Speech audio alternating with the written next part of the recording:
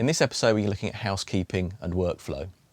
Cubase is a very powerful creative tool, and part of that is the efficient way it manages your workflow. Everyone has their own favourite ways of managing workflow in an audio workstation. Cubase offers plenty here.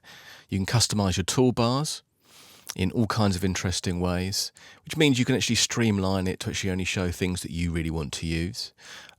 You can also do the same thing in any of the different windows, the toolbars and all the various windows as well. The other thing is on the track control settings here, you can customize the way in which the tracks appear in that project window. Again, getting rid of things you don't need, adding things you do need, changing where they appear, the amount of space available for track names and all kinds of other things there. The transport bar, also customizing that in all kinds of ways, minimizing it, maximizing it, and so on. The rack on the right hand side, you can name your instruments in the rack or in the standalone rack window. It's also worth pointing out that you have workspaces as well, a way of saving complete window sets. So you have a particular way you like all your windows across multiple monitors. You can configure that in the workspace organizer here. And you can also switch between them very quickly. It's a really nice way of having a favoured setup, and then you can load an old project and use a newer workspace, and it will load the windows in the way that you want. The mixer, which I'm flicking into and backs and forwards to there, also has even more probably customization options. It's worth bearing in mind that there are actually in fact 3 mix console windows, so you can actually set it three of them can be set up differently, which can be quite useful. You have one for audio ins, one's for audio outs, virtual instruments, and so on. Again, you can customize the toolbar.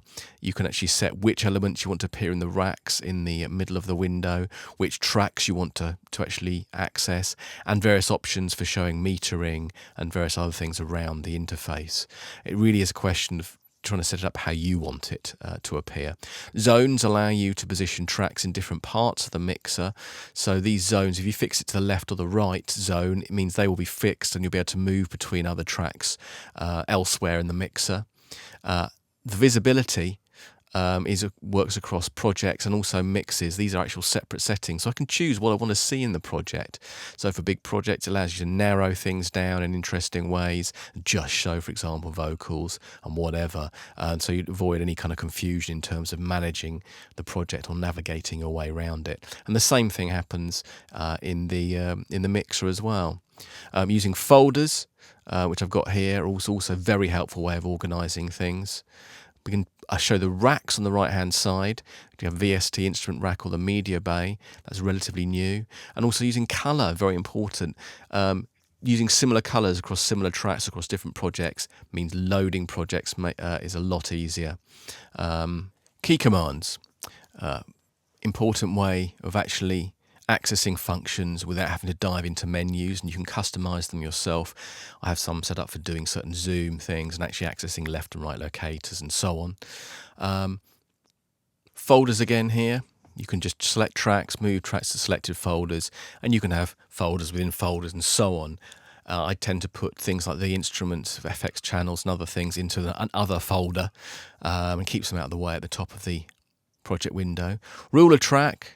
You can set this for bars, beats, seconds, time codes and other things. It means you can have 2 rulers there. So it's very useful when you want to know the actual time scales of what's going on, as well as the way in which it's arranged within bars and beats, particularly for film work and ads and TV and things like that.